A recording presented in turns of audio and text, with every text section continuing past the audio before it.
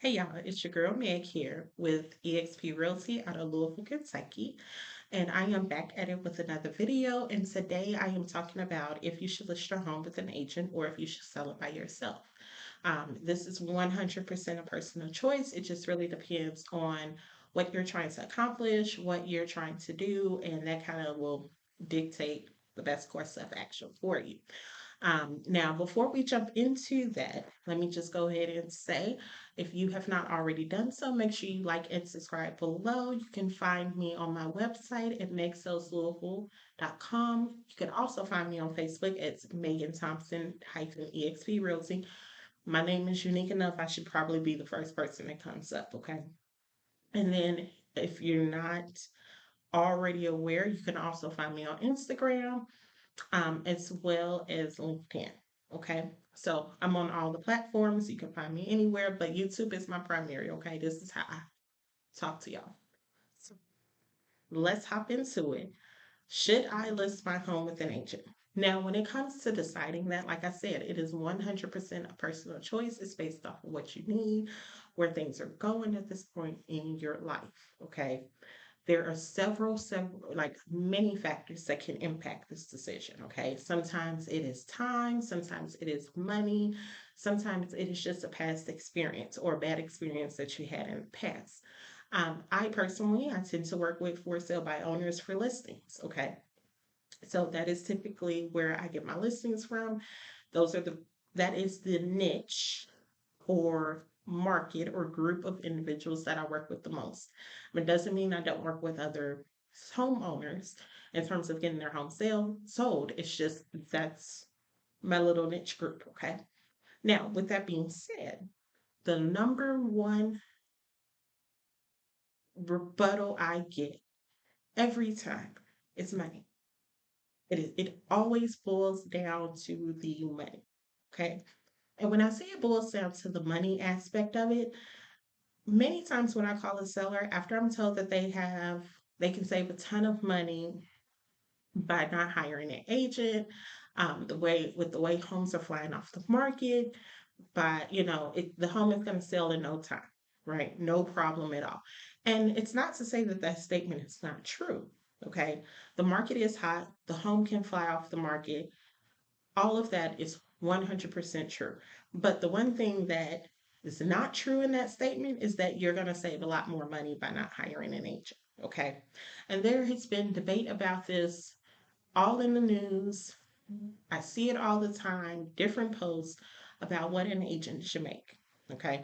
And that is definitely a topic that I want to tackle in an entirely different whole new video. But what an agent should make, right? Or what is sufficient to pay someone in terms of selling a home. Okay. Now, being an agent, we tend to get grouped into categories of just random salespeople and just another salesperson, right? You can do it, anybody else can do it. Not actually true. Okay. It actually does take skills to sell a home. Okay. It takes skill, it takes knowledge of the market, and just really a good strategy in doing it. But one thing that we actually found out from the National Association of Realtors, so they look at all data, okay? They look at all the data, the home sales stats, everything across the country, across the US to determine market trends, and they give statistics on like the demographic of home buyers, age ranges, like who's buying that, what age range of individuals are buying. So it covers all of that. One of the things that it actually covers is for sale by owner homes. Okay. People that want to sell their home themselves versus people that use an agent and how that differs, right? Because essentially, as the National Association of Realtors, yes, we are members, but essentially, they like to work for the consumer as well. Okay. They help the consumer and make sure that the data is out there for consumers to have. And this data, you can just go to their website, go to research and statistics, and all the data is there. Okay. You don't have to be a member to see it. It is publicly available and ready for you to read. It's lengthy, but it's there. Okay. Now, one thing that they found out, and I'm actually turn to my little dry board now. Want to make sure y'all can see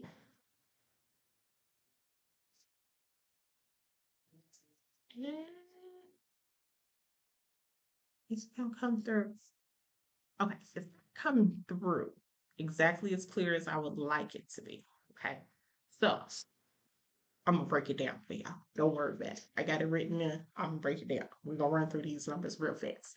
So when it comes to cost, okay, the median sales price on a for sale by owner home was 260,000. Okay. Median sales price. So if we think back in school, remember the average is when you take all of the numbers, add them together, divided by the amount of numbers that you added together, right? The median is the whole list, sales prices. Look, what's the middle number? Okay. So the median sales price for a for sale by owner home was 260,000. Not bad, right? Now, that doesn't go into a that doesn't take we don't go in looking at that number. I'm not looking at the number of bedrooms. It's just home sales median number. Okay. 260,000 for a for sale by owner. In comparison, in comparison, a agent assisted home, the median sales price for an agent assisted home was 318,000. Okay, that's a big jump from 260,000, 260,000 in comparison to 318,000, 318,000. Major difference, okay? Now, let's think about the numbers of that, right? Because you're probably like, okay, well, the for sale by owner, they didn't have to pay a commission, they didn't, have to pay out a whole lot of fees and things like that. So the 260 makes sense, right? Because they walked away with 260. Mm-mm, mm. Let's go ahead and break down these numbers. So you decided to list your home by yourself. You putting it on the market. You are representing yourself in the transaction. The buyer comes with an agent, and that agent needs to get paid. Now, you as a homeowner, you can say you're not going to pay that agent commission. It is customary in our practice that typically the seller pays the buyer agent's commission. You don't have to, you can put that on the buyer. But I guarantee you that if you put that on the buyer to pay their agent, that's going to lower what they can offer you. And I mean, it's just really how you want to split it. Would you rather just pay it and be done, or would you rather take less out of your offer and then they pay their agent? Either way it goes, the money is going to come out in some way, either on the front end or the back end of it. Okay. And whose pocket is going to come out of? So let's break that down. If you decide to say, I'm going to pay a buyer's commission of 3%, that 3% is $7,800. So if you take that 7,800 from the 260,000, you're only netting $252,200. Okay. 252, 200 is what you're netting. Now, on the other hand, remember I said the agent assisted home, so the median price is 318,000, right? That is a significant increase in comparison to the for sale by owner home. Now, with the agent assisted home, say you decide to not only pay the buyer's agent, you're going to pay your listing agent too. Okay, you're going to pay everybody. You're going to agree to the 6% because when you're agreeing to that 6% list price, or that 5%, because let's be clear, there is not a set in stone list price or list commission. Everything is negotiable when you come to the table. But remember, typically I'm splitting that money as your listing agent. So if I'm coming to you as the listing agent and you're saying you want me to list your home, you tell me you're only going to pay me, you only agree to 5%. I'm probably going to keep 2.5 and I'm going to give 2.5 to the other person. So either way it goes, it gets split. So, but let's say you do the 6%, right? Let's just say you go ahead and say, I'm down to clown with the 6%. Let's get the home sold. That 6% equates to $19,080. 19080. Okay, that's what it comes down to. Now, if you take that commission out of the sales price of 318,000, you're left with $98,920. Okay, that's 292 920. That's what you have left. So even listing with the agent and you paying a full 6%, not even if you negotiate it down to 5.5 or 5%, you agree to the full 6%. At that full 6%, you still walked away with more money than than the sales price of just listing it by yourself. Still walked away with more money. You still won.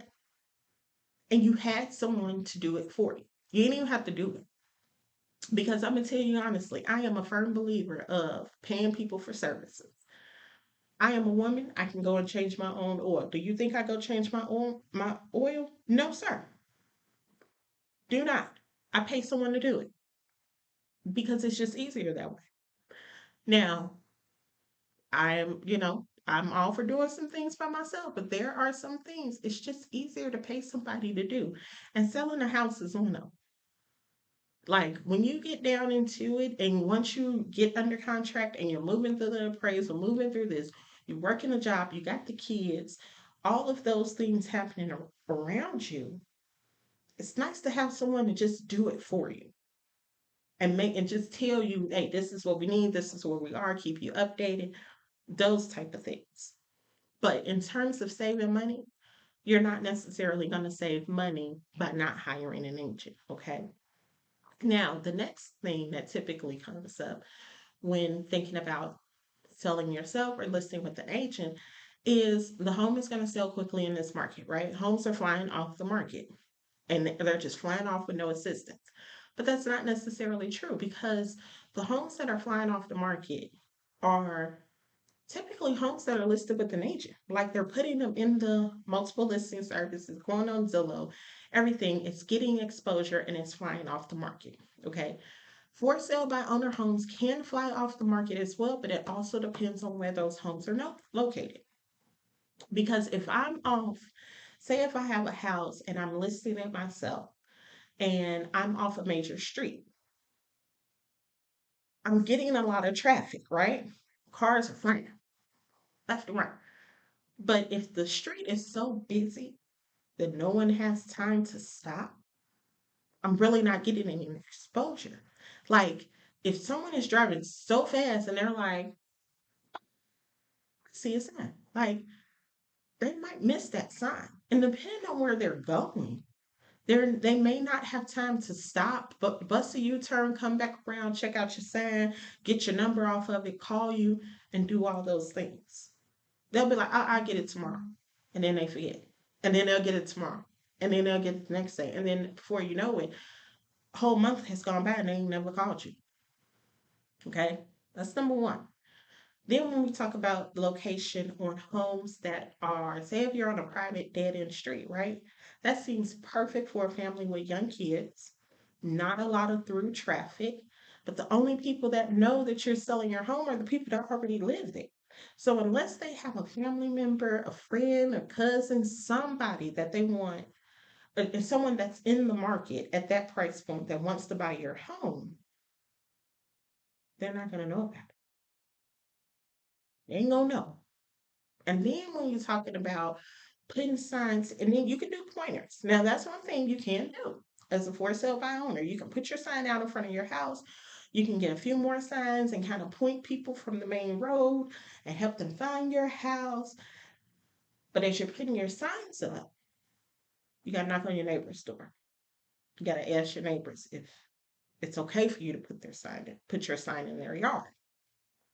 Is that something that's all, allowed in the neighborhood? Say if you live in a subdivision where that's kind of frowned upon, you might not be able to do that and direct that traffic in the way that you want to. But that's where having an agent comes into play because we can navigate those roads. And then we can also make sure that your home is getting exposure where someone does not have to follow your pointer signs to get there. I've given them a whole GPS map on how to get there with the little pinpoint circling your house like that right there, two houses down from the end of the street. Very specific. And It's just exposure. It's just how people are going to see your home because ultimately you want the market can shift at any time. The market is an ever changing thing, just like the stock market, the real estate market can move. So, as those markets are moving, changing, and migrating around, you want to make sure you're not wasting too much time. Okay. You want to make sure that you're getting your home out there because ultimately inventory right now is still low. Okay. 100% low. So it's people are still ready. They just need to find it. Okay. And then lastly, experience. And I'm not necessarily talking about the agent's experience, but I am at the same time. Okay. It could be your experience with your past agent. Things may not have worked out the way that you thought they were going to work out. The agent didn't communicate with you in the way that you thought they were going to communicate with you. Number of things. But in those cases, it's kind of like if I go to a bad doctor, I don't stop going to the doctor. I just find a doctor I like. Okay. If I go to a bad restaurant, I don't stop eating out. I just find better restaurants. And having an agent is the same way. You may start off with an agent that ain't that good. And they cannot be that good because they are new. New agents don't necessarily know everything. They may not catch everything right away. It's still a learning process. It's a craft, it's a trade. You still have to learn from it. That could be one thing. So, agent experience can impact that. It could just be we didn't see eye to eye. And when I say we didn't see eye to eye, I am a firm believer you can see eye to eye with just about anybody as long as you have a clear path of communication and a clear line.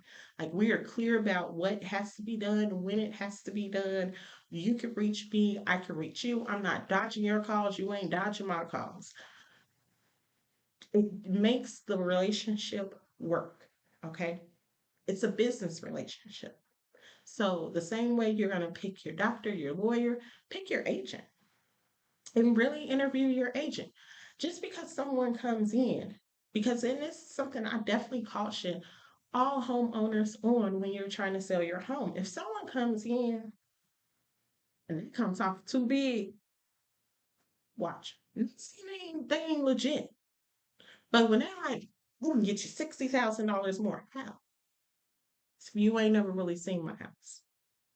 You ain't met me. You ain't came by, looked at the property. You haven't walked the property. You don't really know. You have an idea because don't get me wrong, I never show up to an appointment without knowing what I will list the house at based on the facts that I have found. So before I go to any listing appointment, I'm going to look up the house, look up the facts. I'm going to have an idea of what I would list that home for. Once I actually see your home, walk the property, look at it, check it out, then I will give you a more concrete because I generally go in with a range. I think your home can be worth between this and this. Let me see what I'm working with. But then also, what's your financial situation as a seller?